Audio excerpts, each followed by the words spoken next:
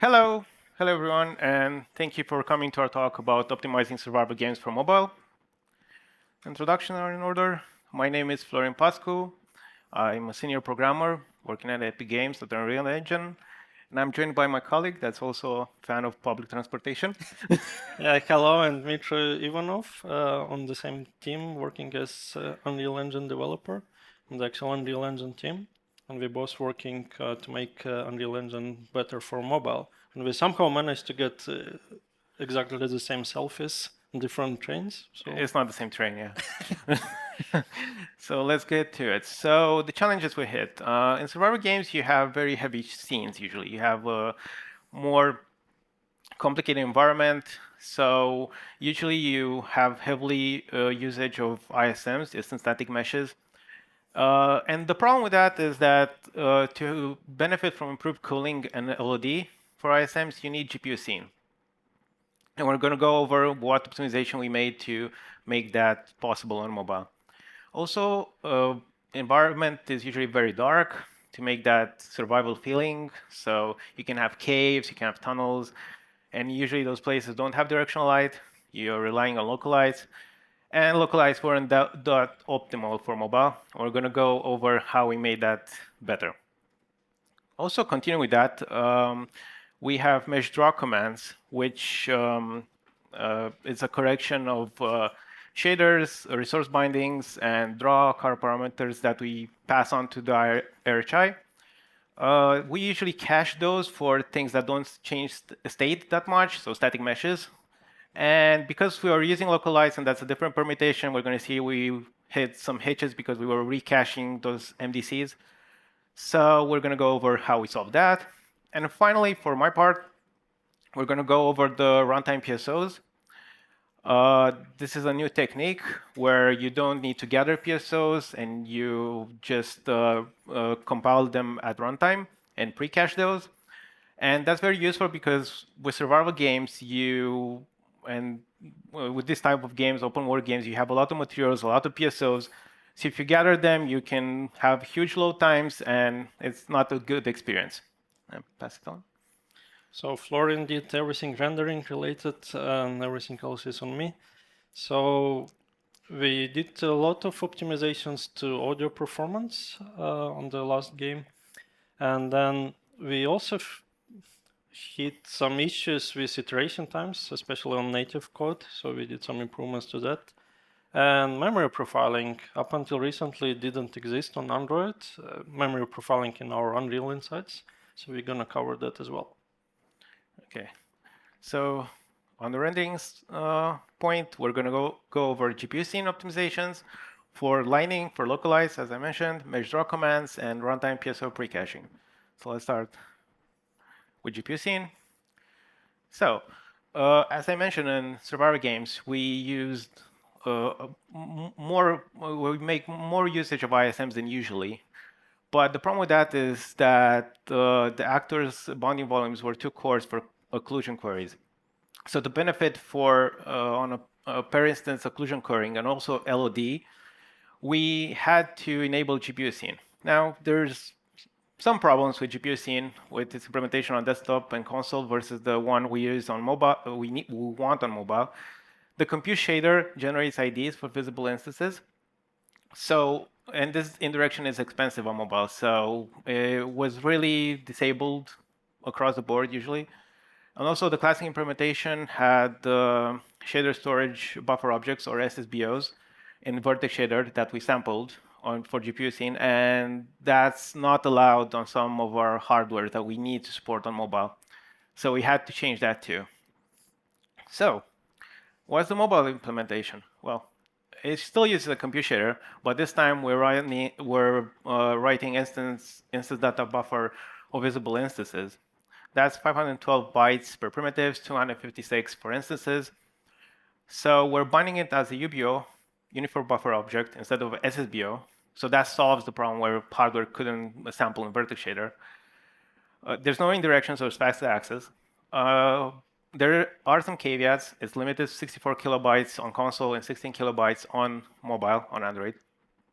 So doing some math, that's 128 primitives, 256 instances on console, respectively 32/64 instances on Android. If your batch is bigger than that, it's just going to be like multiple draw calls, but because there's no state changes, that's pretty fast, so should be okay. So as a conclusion to this, how you enable it, you need to set r.mobile that support GPU scene to 1 in your default engine. This optimization is automatically active if your platform supports UBO. That's every platform now but Metal. That's going to follow. And that's it. Should just work.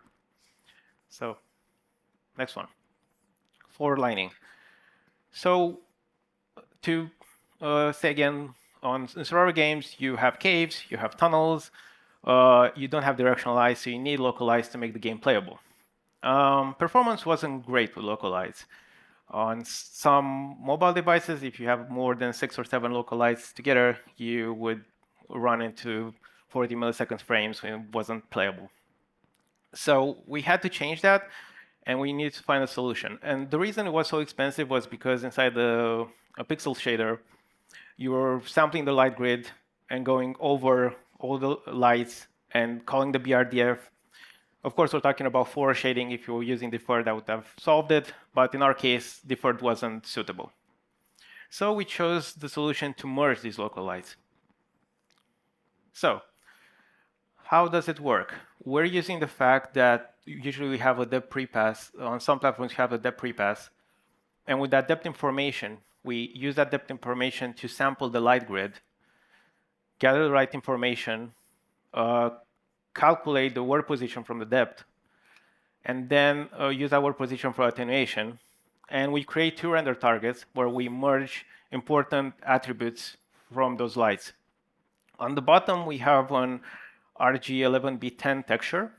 That's just the merging of the color of the lights using the attenuation from the distance from the lights to the viewer. And on top, the weird image is an RGBA8. So the first 3 channels, RGB, are direction. It's using octahedron encoding, so it goes from 12 bits to 888. And the last channel is an alpha channel, which uses specular scale.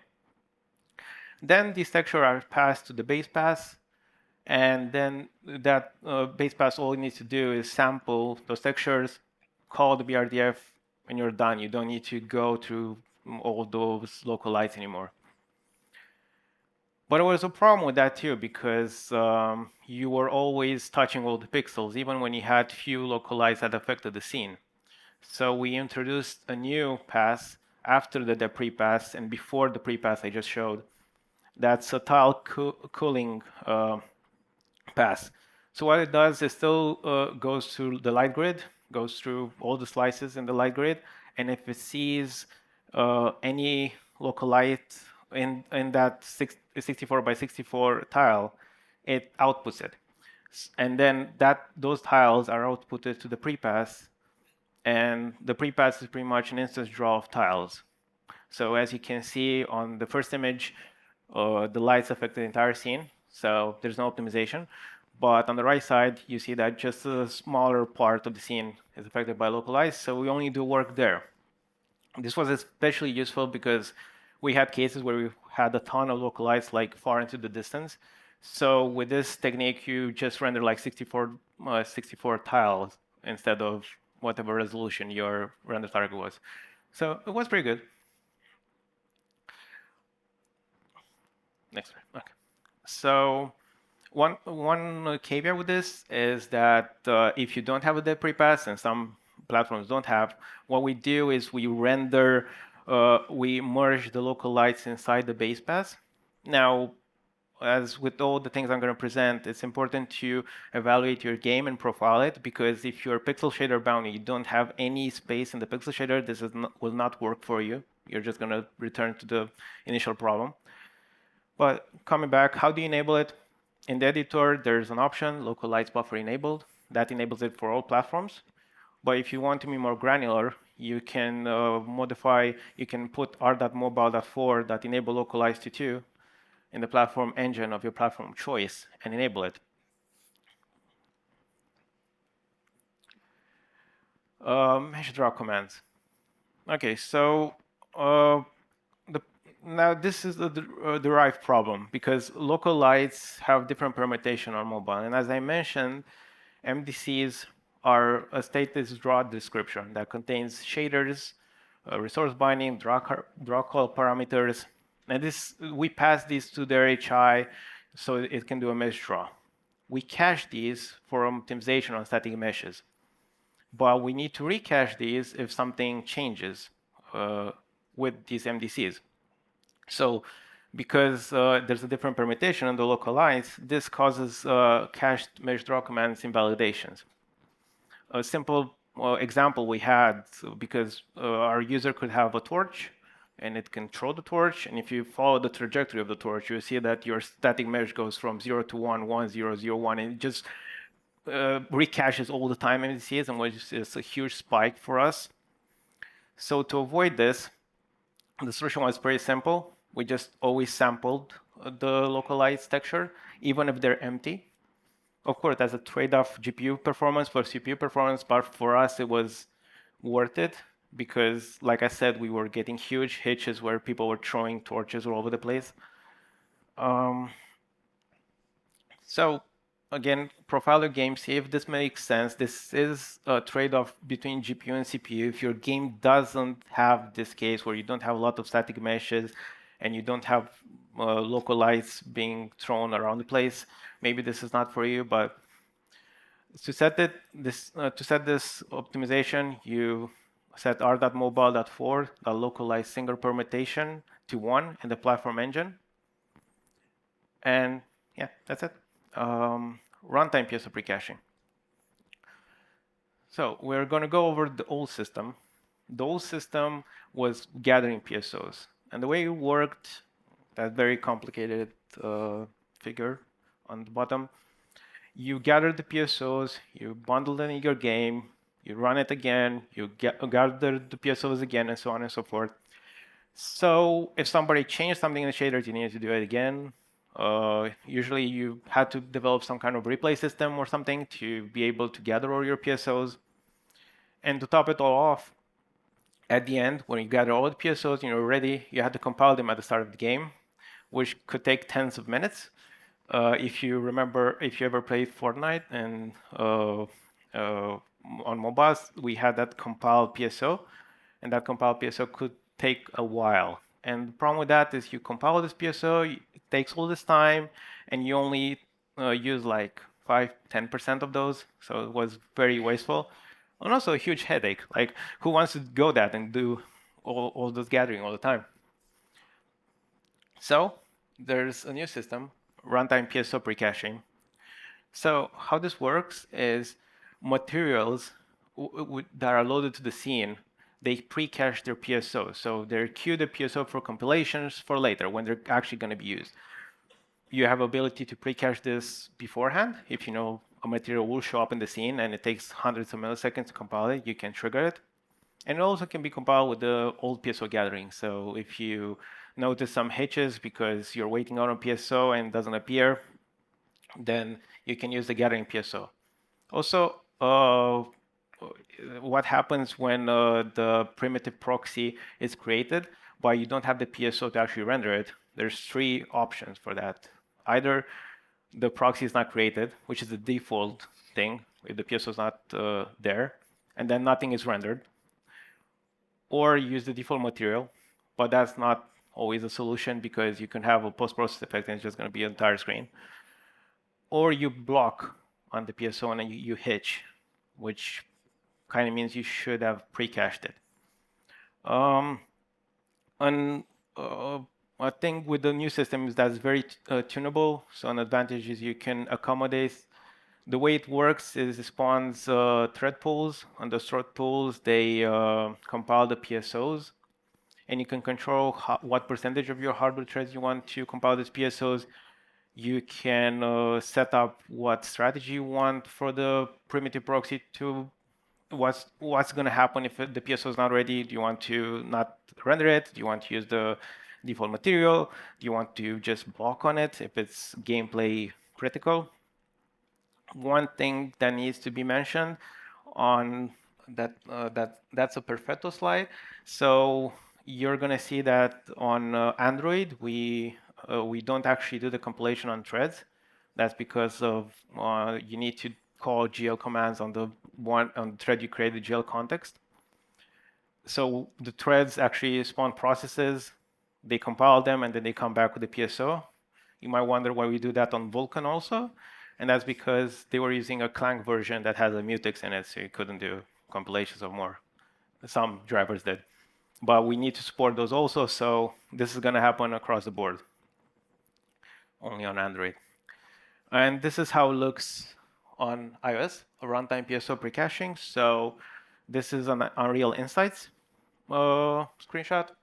You can see it has 5 thread pools, and that's a zoom picture on the bottom.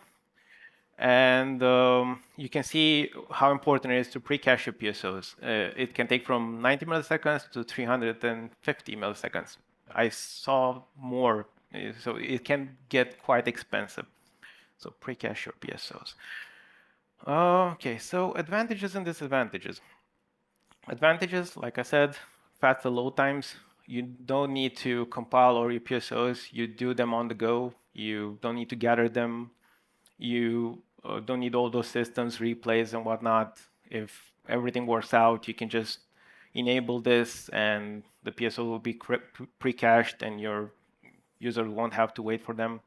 The system is more configurable. You can match it together with the old system. You can also limit the hardware threads I was mentioned. You can decide what you do with the primitive proxy when it's created and the PSO is not there.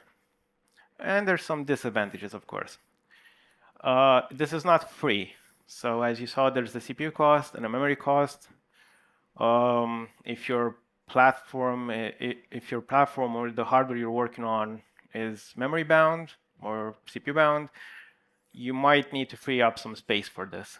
You can limit number of hardware threads to limit the hit, but if you limit the number of hardware threads, you might get PSOs that are not ready and you hitch. So delay catching of bugs. When you gathered all the PSOs, you would quickly find out that one PSO wouldn't compile a certain driver.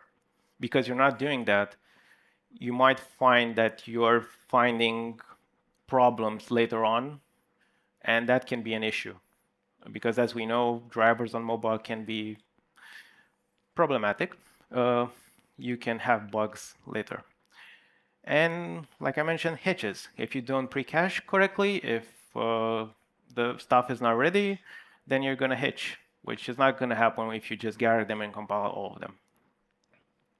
So how do you enable it? You set r.pso pre-caching to 1 in the platform engine of the platform you want to enable this on.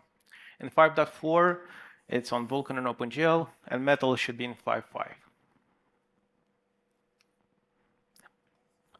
Okay, so now performance and iteration times. So we hit some issues with audio performance. It was taking quite a lot of time, so we did some optimizations that are available in 5.4. And then there were never-ending theme of iterating on code and how long it takes. And deploying builds to the device also is an issue. And in the end, I'm gonna talk a bit about what we did for memory insights on Android.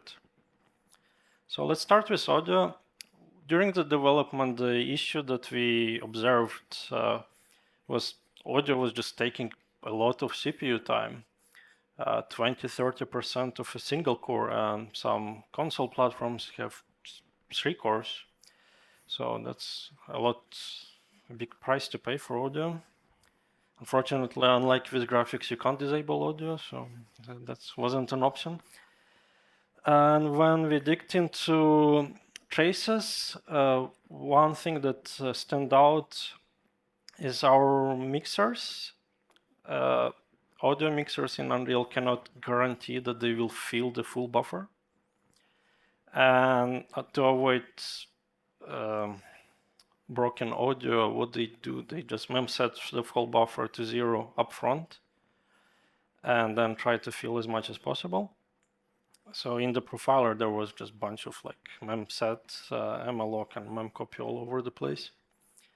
And another problem was just Unreal is predominantly optimized for x64. So there were just missed opportunities regarding vectorization and using ARM intrinsics for Neon. So what we did, the big one was just only mem set to 0 when we need. So when we figure out that a mixer will not fill the full buffer, we just mem set the rest to 0. Sounds easy, but I mean, you only spot it in the profile afterwards. There are a bunch of new ARM-specific vectorizations in the hot pass of audio, which would be flow to PCM16 and vice versa. And the mixing is mixing two audio buffers together. And we did some loop unrolling here and there.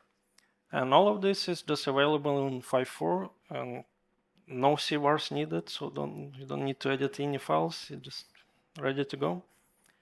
So let's go briefly some example what we did regarding ARM-specific optimizations. So this is an extract from the flow to PCM16, and it looks like simple SSC kind of code, but the thing is it only processes 4 floats at a time. And for ARM, we added kind of similar thing, but we do 8 things at a time, and that added quite a bit of speed up because this function is used all over the place. So when you profile your own game, maybe pay attention to what's in the hot pass, and there might be just some missed opportunities that 10 lines of code to quite speed up a lot of stuff. As inspiration, do take a look on this array flow to PCM16. You will see there is like ifdef, neon, yada yada. So you can just use it as a template how to enable ARM specific code.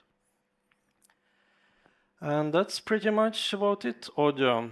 So for C++ iteration, so Unreal is very C++ heavy, and games are written in C++ in conjunction with blueprints and verse.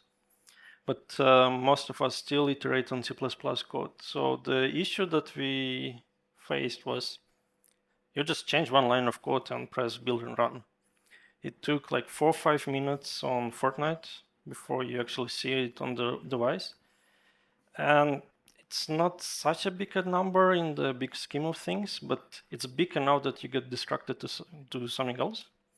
And that just breaks your flow, and it just you don't feel good during the day when you just jump between different platforms.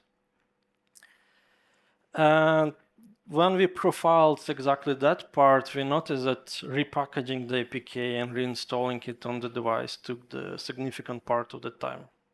So our goal was like, let's make it quick enough so it doesn't break your flow.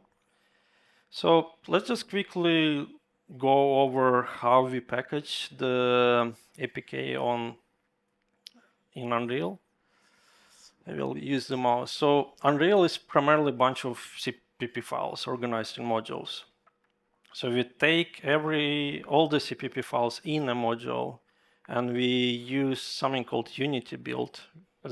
Essentially, it's a CPP file that includes other CPP files, and we compile that CPP file into an object file, like one per module.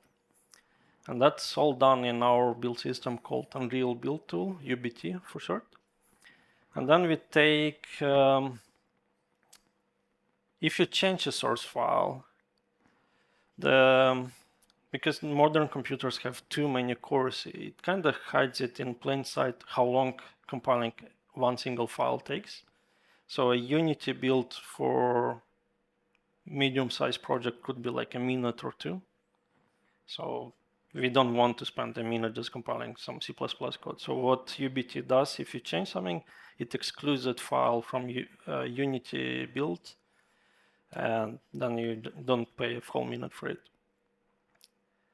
And then we get a bunch of these object files from one per module, and we link them all together into dynamic library, lib Unreal SO. So if you search with something like everything or like list all files in your intermediate folders. You will see it. Fortunately, more than one copy. That I'm on a quest to just make one copy. Because the funny thing on Fortnite, this file is like 8 gigs before stripping. So it's quite easily we can run out of disk space when building on Android. So then that's the extent of UBT responsibilities, just generating this dynamic library. And then you could argue we could write the code to package the APK ourselves, but it would be our never-ending race with Google because they constantly change how APKs are packaged. So we decided just to use Gradle as is. So we give Gradle this dynamic library, we give all the Java sources, we give Android manifest, XMLs, and other files, and Gradle is responsible for actual creating of APK. Gradle has a feature that was written in good intentions, but because our lib and real SO is so huge, even script one could be like half a gig in development builds. Gradle by default doesn't recreate APK file in development builds. What they do, because APK file is a zip archive, they just append in the end and rewrite the index of the zip file. So essentially there is a bunch of data that is unused for anything. And that's how they achieve quicker iteration times when you iterate on Java files, for example, because you don't need to recreate everything in APK file. You just append the Java changes. In our case, if we could imagine using Gradle default feature for iterating on native code, your APK file would grow by like half a gig every time you change something and press build. So what we do, we delete APK file and force Gradle to repackage it from scratch, which takes a while, I'm not gonna lie. So obviously looking on this, what we want to avoid is essentially, if you look in Profiler, UBT part takes like half a minute or less when changing one line of code, and Gradle takes like 3 minutes, and then you still need to update APK. So installing APK will take a while as well because Android does a bunch of things. So we found a way how to avoid Gradle step when we know that we only iterate on CPP files. And the secret is pretty straightforward. So if your Android application is debuggable, meaning it's non-release APK, Android OS allows you to load dynamic libraries from this special location, which is essentially internal folder for your APK file, your application. And we decided just to push lib and real SO as is there and modify Java code to load it from there. So our improvement was that we don't change APK anymore for iterating on C++ code. We install it once and it doesn't have dynamic library anymore, and we just push it outside of it. And iteration times for us became less than a minute, which is like 4 to 5 times improvement. And it's still long, but it's short enough that it doesn't break your flow, and that's what counts for us. So how do you get it? It's available as experimental in 5.4, and we would like you to try and give us feedback how it works for you. In project settings, there is this checkbox that you can just toggle and it will work fine. It's supported from quick launch, and we mostly in Epic we use Visual Studio for building code for Android. We use this AGD, which stands for Android Game Development Extensions. It's provided by Google. So this combination works great for us. We don't use Android Studio almost never, unless we need to touch Java stuff. But actual code we write either. Some people use Visual Studio. I'm personally using Rider, so I have Rider and Visual Studio side by side. Just edit in Rider and press build in Visual Studio, and it just goes to Android phone, and that works great for me. So toggle this, and if everything goes right, you will get 5-time improvement with nothing else needed. That helped us quite a lot on Fortnite to keep the developers happy in day-to-day life. Okay, then something non-obvious and hidden in like plain sight painfully. Let's say you connect to Ethernet networking, you connect to Wi-Fi. You can go to your operating system and like, hey, is my connection 1 gigabit, 10 gigabit? Is my Wi-Fi super slow, super fast? OS tells you what's happening.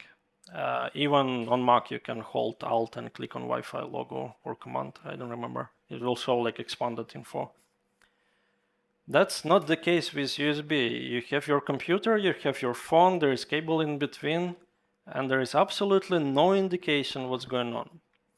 And USB 3 have been around for a while. And the difference is essentially 5-time speed difference between two. For example, Fortnite development builds could be like 20 gigs. And imagine pushing 20 gigs with 50 megs a second or 200 megs a second. There is nothing changing in our software, just different cable, different ports. So we're just leveraging USB 3.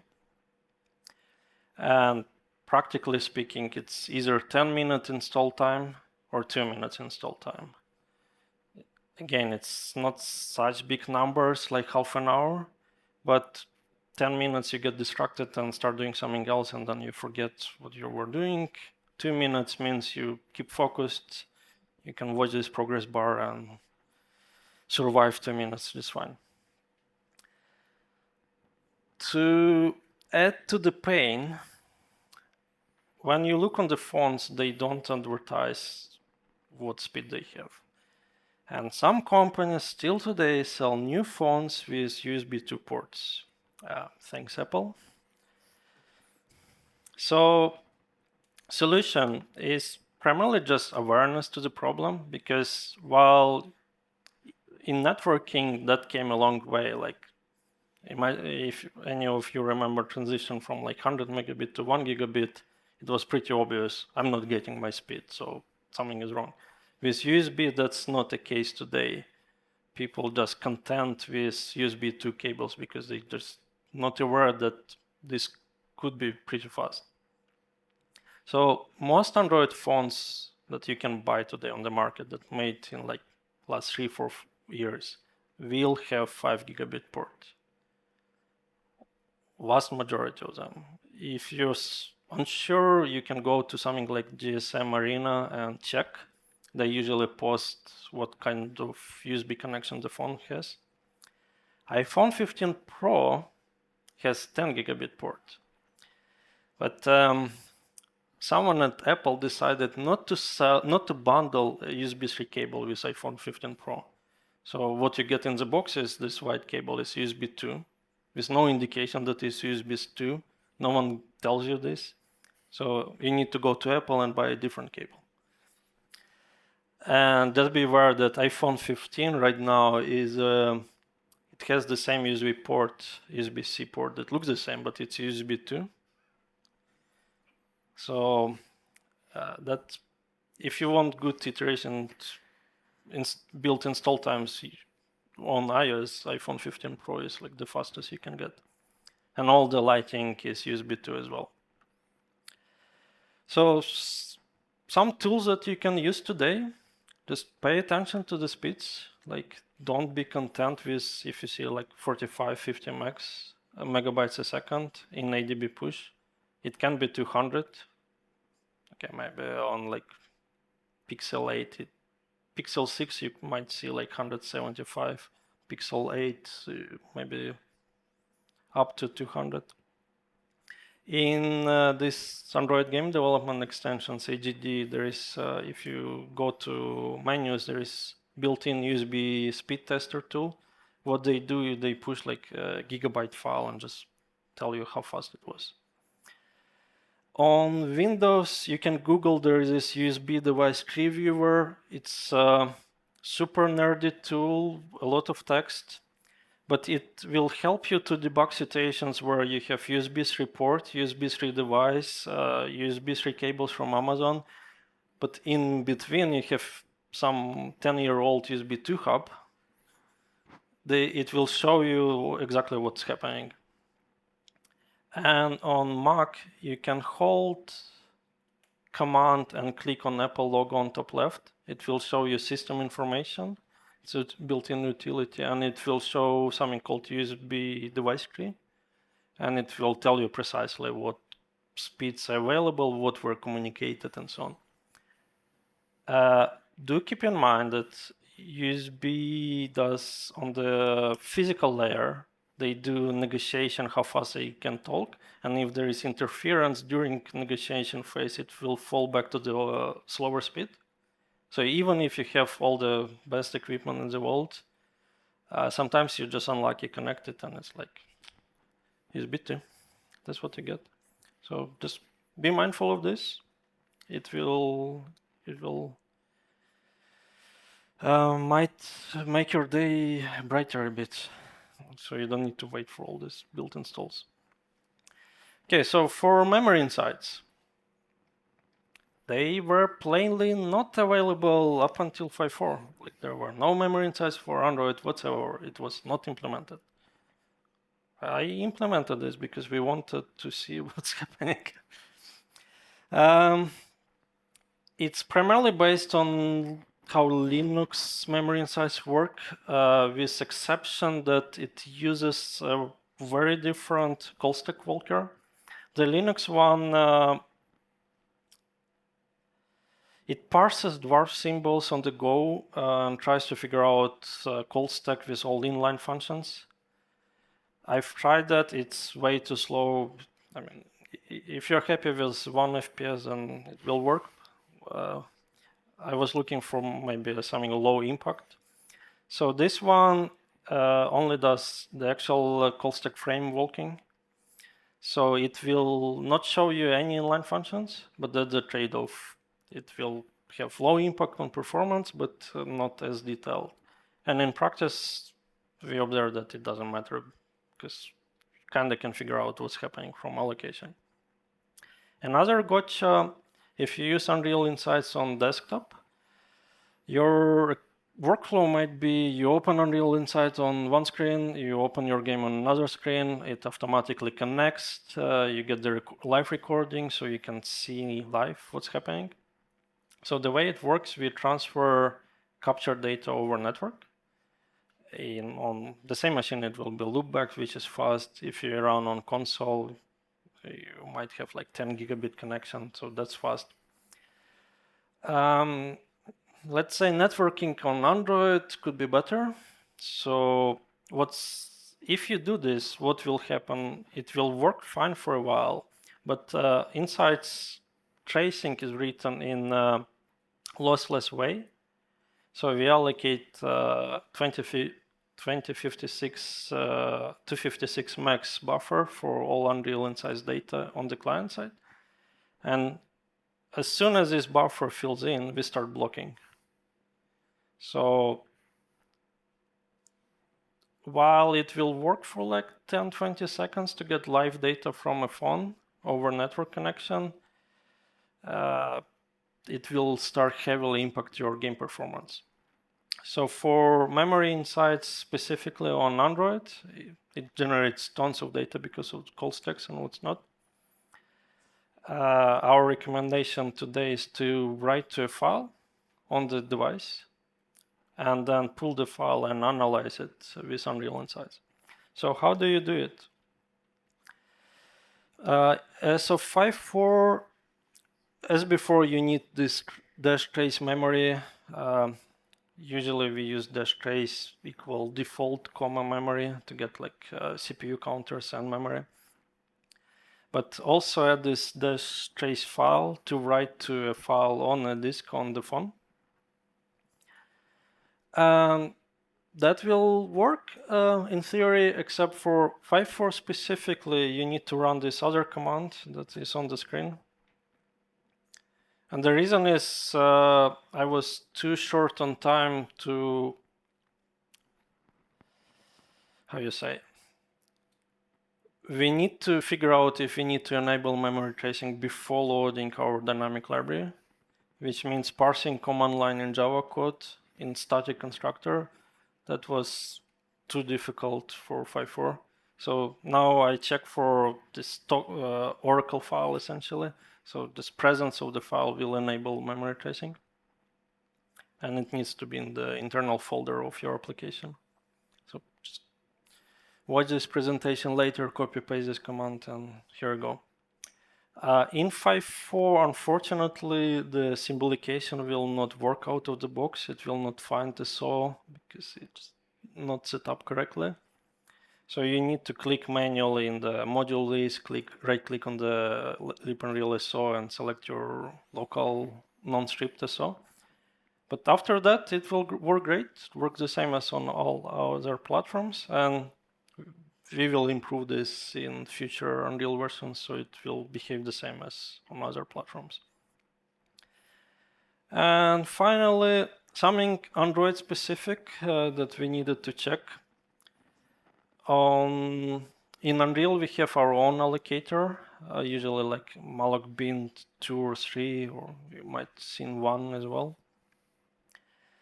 On Android, there are a bunch of system libraries that are not built by us, and they use system allocator, which is Scudo allocator in LLVM that is bundled in Bionic libc. So essentially in this libc.so file, there is malloc implementation. And we needed to see what's happening with this. So there is a way to capture all allocations that goes to via libc. So it works by preloading another library before application starts and just overriding malloc. So this is available as well in 5.4. Just enable POSIX flag. There's Scudo memory tracing to UBT when you build APK. And that's it. You will see, as on the screenshot, you will see system allocations that were resolved via libc. The call stacks could be very patchy. If you really have an issue to debug, like, hey, why this allocate so much memory, you can build Android yourself, and then you will get symbols to all these libraries. Like, it's not that difficult, but maybe, it took me like a few days. But beware, you can brick your device while doing that. And that's pretty much wrapping it up. Okay, then thank you everyone for today. Thank you.